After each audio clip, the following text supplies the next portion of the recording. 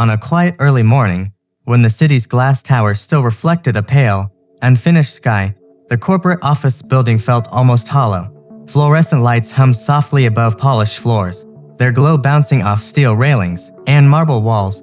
The air smelled faintly of disinfectant and fresh coffee from a machine warming up somewhere down the hall. Outside, traffic murmured at a distance, but inside, only the slow rhythm of a mop broke the silence. Each pass left behind a thin sheen of water that caught the light like fragile glass.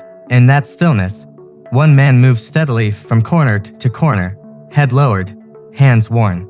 Cleaning a place that did not belong to him, he worked without looking up, as though the floor itself deserved his full attention. His uniform hung neatly on his frame, the color dulled by time but carefully kept, buttons fastened, shoes scrubbed clean despite their worn soles. Every movement carried restraint, practice, and quiet. When he paused to wring the mop, his hands told their own story: calloused palms, cracked skin, fingers stiff from cold mornings and long nights. There was a heaviness in his posture, not from the work, but from responsibility. In his pocket rested a folded school note, creased from being checked more than once. Somewhere across town, a small apartment waited, and inside it, a child waited too, trusting that this man would keep his promise again. Above him, security cameras blinked silently, witnesses to a life lived unnoticed. As the morning edged forward, the building began to wake. Elevators chimed softly, footsteps appear, then multiply, echoing sharper against the marble. A few early employees passed by, their reflections sliding across the glass walls. Some glanced briefly, others looked away. One frowned at the damp floor, another stepped around him with quiet annoyance. The man kept working, slow, careful, invisible. Then the air shifted, confident footsteps approached, measured and unhurried. Nearby conversations fell to whispers, heads turned.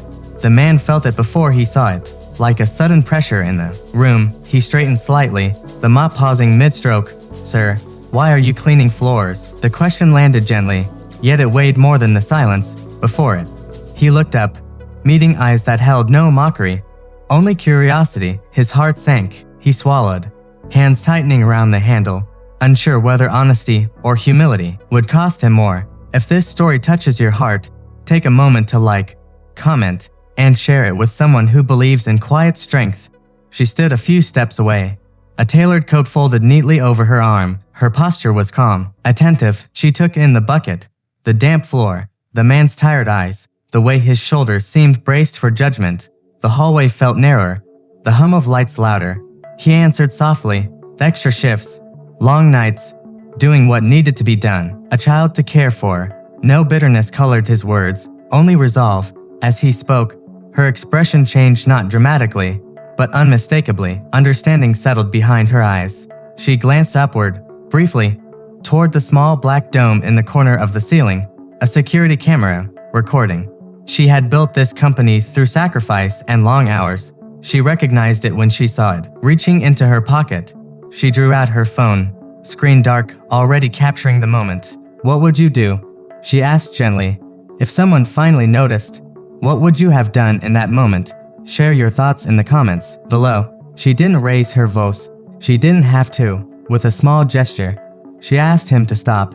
The mop leaned against the bucket as the water settled. She listened as he explained school fees, rent, the absence of any safety net, just effort. Then she introduced herself, not with titles, just her name. The realization hit him all at once. Color drained from his face. He tried to apologize, shame burning hotter than words. But she stopped him. "No," she said softly. "Thank you." Later that day, the cameras recorded more than clean floors. They captured a desk reassigned. Hours shifted into daylight. A salary adjusted, dignity restored. As word spread, coworkers slowed. Their expressions changed. And for the first time, that morning, the man stood taller, not because his work had changed, but because someone finally saw him. Sometimes, the greatest strength shows itself in silence, long before anyone is watching. In a world that moves fast and looks past those who keep it running, kindness begins with noticing, because behind every quiet sacrifice is a story worth honoring, and when compassion meets recognition, faith in humanity finds its way back.